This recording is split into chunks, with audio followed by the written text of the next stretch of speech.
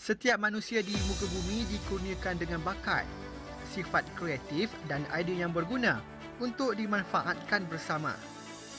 Dengan bimbingan daripada sumber yang tepat, ia mampu membantu angan-angan Mak Jenin yang bermula dengan hanya idea menjadi kenyataan sekiranya digilap dan diberi peluang untuk membuktikan kebolehan atau keberkesanannya.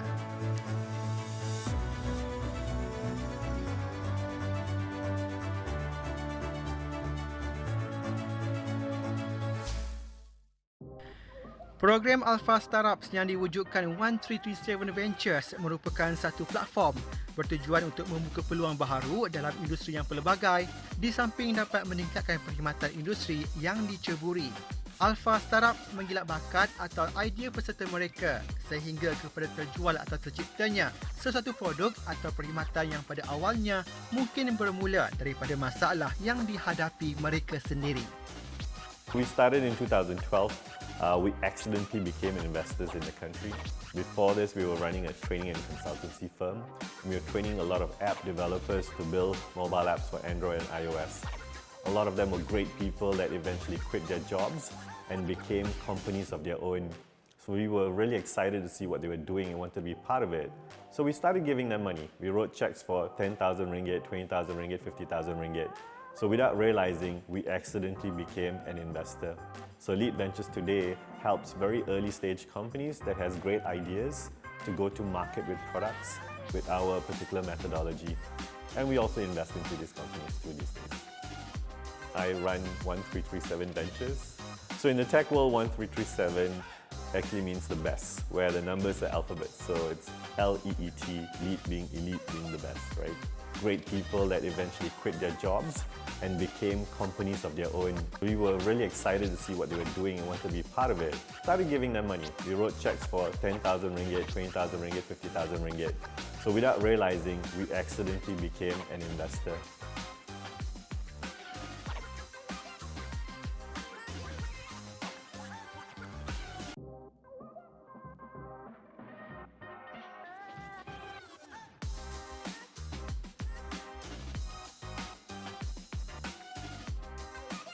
What we've done now is created a program. We call this program Alpha Startups. It's for anyone with a great idea out there in Malaysia. You could be young, you could be old, there's no barrier of entry. As long as you have a great idea, you can join our programs. Enrollment is online, and all it basically takes is for you to submit a 1-minute video of what do you want to do.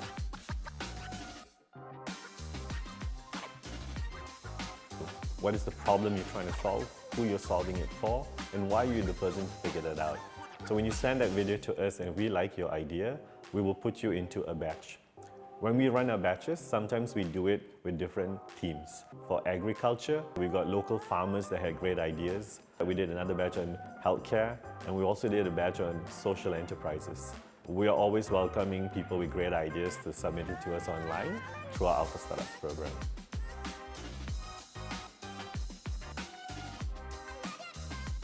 We don't believe in age limits. The oldest person we invested into a program we ran with Khazanah is 50 years old. He runs a farm, so we came in, invested into his farm, and taught him how to scale the farm with technology itself. It's more of your passion. How passionate are you to solve a problem, and we want to work with people like that. We have very like-minded people that are based here, including startups and SMEs, and this is where we get to meet people that we may want to invest into. We open our doors every Tuesday for people to come in, make appointments with us, to pitch us your ideas so we could see whether have you got something great, interesting we could work with, and we want to help you grow that idea into a great product.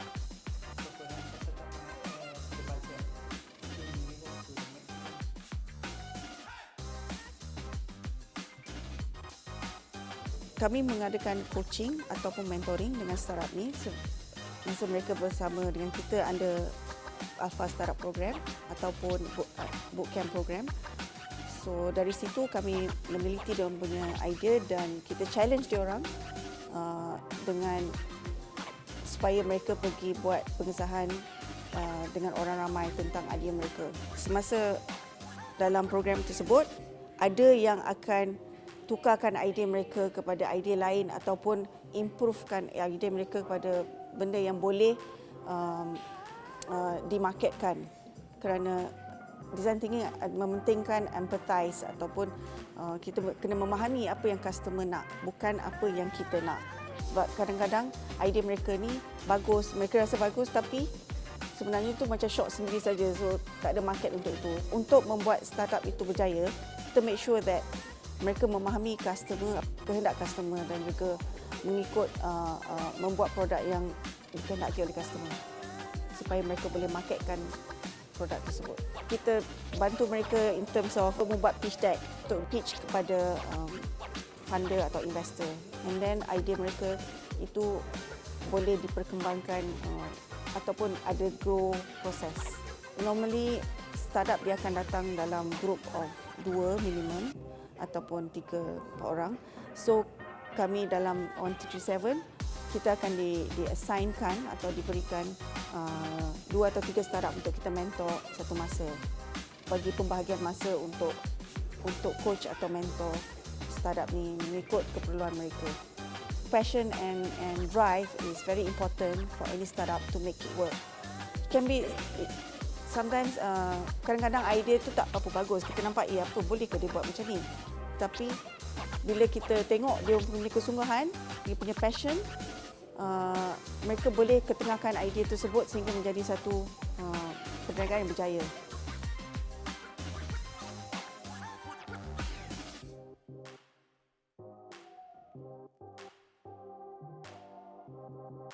Kita baru habis Agritech bootcamp di mana peserta yang younger actually baru 14 tahun.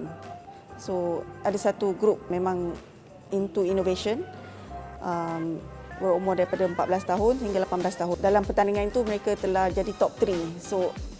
So kanak-kanak ataupun budak-budak sekolah sekarang yang berminat tentang inovasi, mereka boleh datang dengan idea yang lagi fresh, yang lagi berinovasi compare to the older one. Kerajaan juga menggalakkan tentang inovasi ini.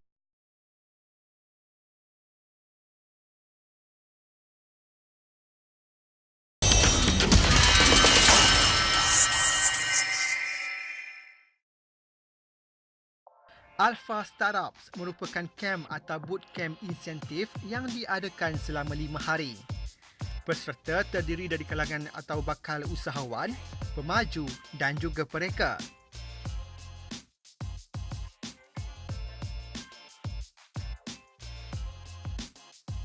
We run 4 batches a year minimum, so every quarter we have an intake. We have about 200 people to 300 people apply per intake, but we only take in 20 people into a program where we spend between 1 week to 4 weeks to decide who to invest into. When we first started Alpha Startups, we were giving people 10,000 ringgit, then we moved up to 20,000 ringgit, then we did 50,000 ringgit. Today, we give out 150,000 ringgit into an early stage idea.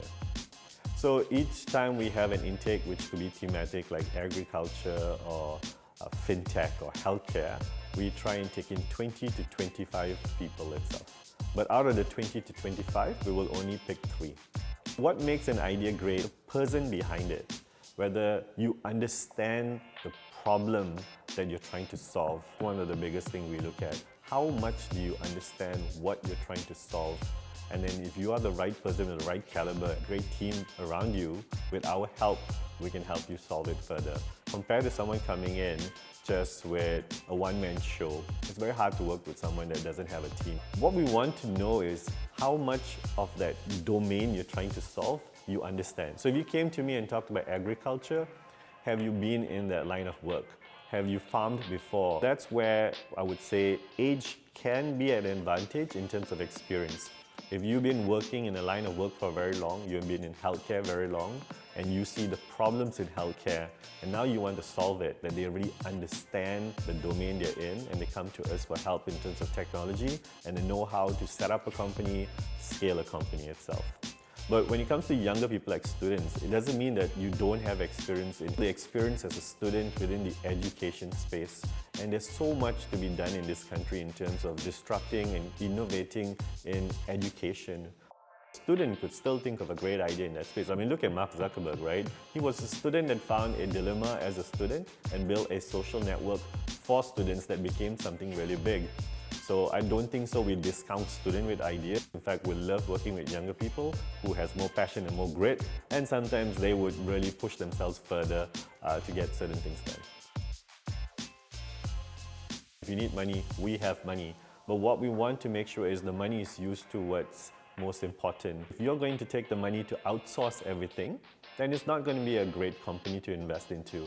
So ideally, we always have these 3 roles we talk about when you want to set up a company. This is more important than money. The hacker, which is the developer or the technical person. It's the hipster, the marketing person, and the hustler, the CEO or the salesperson that's going to basically go out there and sell the product. If you have all these 3 roles in a company, we come in with the funds if you have the right team. Kita ada satu bisnes yang lama, yang traditional, insurance. Okay, this guy, dia ambil bisnes daripada bapa dia dah 20 tahun lebih. Dia digitalizekan insurance tersebut menjadi company insurance on demand. Ini untuk cover macam benda yang kecil-kecil seperti katakanlah you ambil maid for instance, ataupun you beli parcel daripada vendor, along the way you nak insurancekan dia semasa perjalanan. So you boleh ambil as low as RM1 the insurance. Produk ni nama dia Senang. Setelah 6 bulan mereka telah berjaya menginsurkan dalam jumlah 90 juta untuk insurance. Sebenarnya masa kami mentor dan kami train diorang, kami cakap yang terus terang. So katakanlah idea mereka tak baik ataupun dia orang punya pitch tak elok, kami cakap okey, kena bagi tahu area yang perlu diperbetulkan ataupun diimprovekan untuk mereka menjadi lebih baik.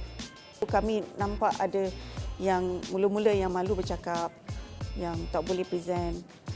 Lepas bootcamp kami, mereka boleh present dengan baiknya dan dia punya presentation slide pun lagi baik daripada masa mereka mula-mula datang. Dunia digital sekarang is basically limitless. There's no boundary to the world right now. So anything is possible. Cuma kita kena ada resilient, kita kena ada ketahanan. Daya ketahanan itu mesti ada untuk perniagaan. So perniagaan akan ada up and down. Tapi kita kena go through that process and all that. Kejayaan tak akan datang overnight. Bukan you buat satu idea, you ada satu idea terus boleh berjaya. Dia kena melalui proses-proses usaha juga, kita kena usaha dan kita kena buat yang betul dan kita kena market yang betul dan at the end of the day akan berjaya lah. Bukan 1 tahun, 2 tahun, mungkin 3 atau 4 tahun. We help matchmake companies. So when we do our programs, we don't just do it for individuals and young people. Companies come to us also and saying, help us do innovation in our company. So that's where we go in, we help them do what we do with startups within the company. But sometimes we like to connect the dots. We work with a corporate that tells us the problems, and then we go out there looking for people who can solve this company's problems itself. That way everyone wins. The current trend these days, right? You have leaner companies that are not having many people, but they do a lot more. About 10 people in our company, but we're always growing, so always looking for new people. And we're also building new division. The new company that we have is called Lead Capital. That's the ECF company, where we want to help SMEs who want to digitize and raise more money, help you find money from retail investors. That means primarily we're based in Malaysia, so we have a lot of Malaysians, but we have a lot of foreigners come in also. We've in the past run our programs in Vietnam, Indonesia, Philippines. We've invested in these 3 countries too. In total, we've trained over 1,000 startups in this particular country, and they come from 6 different countries in our program. It doesn't matter where you're from. If you have a great idea, look for us and we want to help you.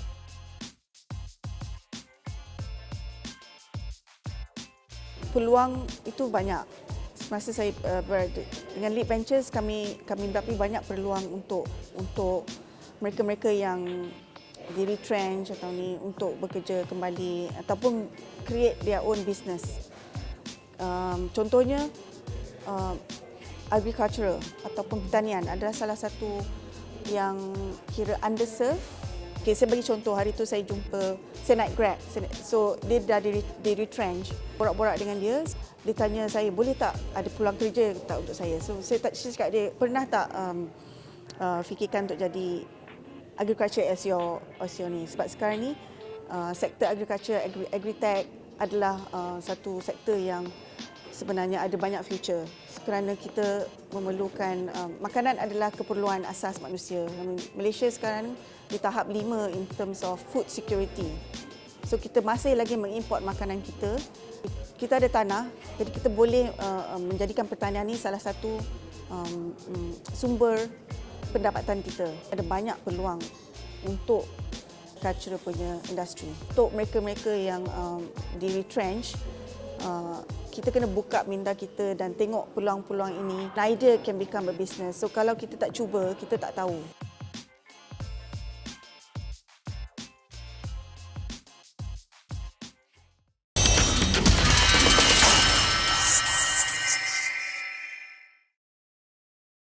Melalui program Alpha Startups, peserta yang berjaya terpilih akan diberi dana untuk membangun dan merealisasikan idea mereka untuk kegunaan masyarakat.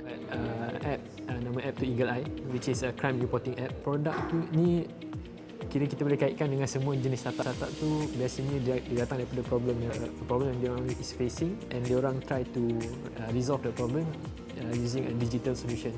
We approach a few government punya associations and diorang pun give us a green light lah, because produk ni kita bukan je serve to general public untuk report, untuk senangkan proses report tu, tapi produk ni juga extends ke kerajaan. So for 8 weeks they did training lah dengan kita orang how to develop the product, to siapa kita nak marketkan produk tu semua, and then diorang juga tolong in terms of nak jumpa siapa untuk expandkan this product itself. Diorang provide to us siapa-siapa yang nampak apa keperluan lah untuk idea kita orang.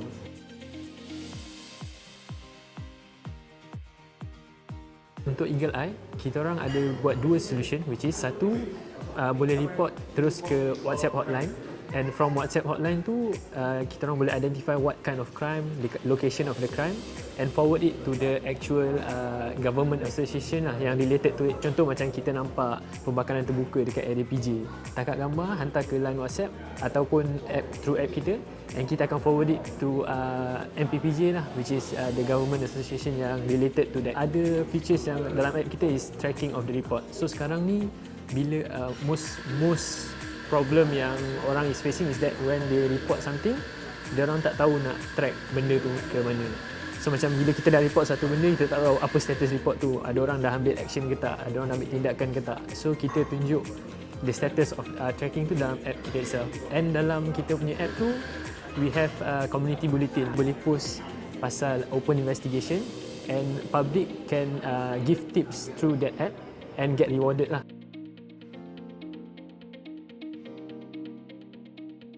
137 banyak bagi kita orang training in terms of masa awal tu, in terms of ideation, in terms of developing the product itself. And once kita dah ada ideation tu, dah ada satu prototype tu, diorang juga membantu kita untuk tembus the market. When we have an actual product, kita perlu cari people who wants the product, and from our perspective, they help us in terms of getting meetings with these government people and selling our idea to them. Contoh macam Plan Malaysia, Kementerian Perumahan, Smart Selangor, Putrajaya Corporation. Eagle Eye sekarang kita orang dah dalam 70% because in terms of ideation, prototype semua dah ada. Now it's just in terms of getting a final product, and to launch it, we are looking into most probably around next year lah. Right now, this is the world we live in now. Everyone's talking about this word disruption. And another word that's out there is called incumbents. That means these are older companies who's been doing a typical business like manufacturing and some kind of old service line for 10, 20, 30 years. These companies all want to change. What they have is they have customers, but they don't have technology, they don't have new innovative ways to retain the customers. That's why they all want to talk to startups, the younger, new companies who have new ideas, new products. But the problem is, these people who just come up with a new idea, they don't have customers. So we're trying to see how we can marry the two. Work with the older companies that have customers but don't have technology or people, and work with the new startups who have got great people and technology but don't have customers. How do you combine these two? These days, you see a lot of corporates trying to create innovation programs to find new people to invest into. And we help bridge that two things together through our corporate innovation or transformation. So my advice is always going to be the same. Start. Don't over-analyze something. The whole idea is to start as fast as possible so you don't waste your time. It's okay to fail. So the faster you fail to know that this version of your product doesn't work, you will go and change the next one and the next one and the next one itself. If you have a great idea, just start. If you don't know how to start, there's so many free resources online you can basically go to, or come to people like us. Like I mentioned, every Tuesday we have a session, we open the doors to talk to public, and we give free advice on how to basically help you start your particular companies and stuff. Our doors are always open to give advice to anyone that wants to get into the world of innovation. Dalam diri kita, kita ada sifat kreatif yang kadang-kadang tidak digilapkan. Jadi dalam dunia entrepreneur ataupun keusahawanan, dia adalah luas. So kita boleh guna kreativiti kita itu untuk menjadi entrepreneur yang berjaya, dan juga kena ada kesungguhan. Kita tak perlu depend untuk mendapat pekerjaan makan gaji, for instance, kerana sekarang even syarikat-syarikat pun sebab sudah banyak teknologi yang bertahap tinggi yang mungkin tak perlukan banyak staff. Jadi kita kena ambil peluang itu sebagai salah satu untuk kita menjadi entrepreneur sendiri ataupun startup. Ya.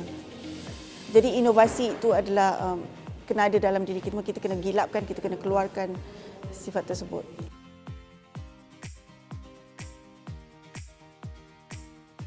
Dalam mana-mana bisnes memang ada risiko. Cuma macam mana kita manage the risk itu adalah penting.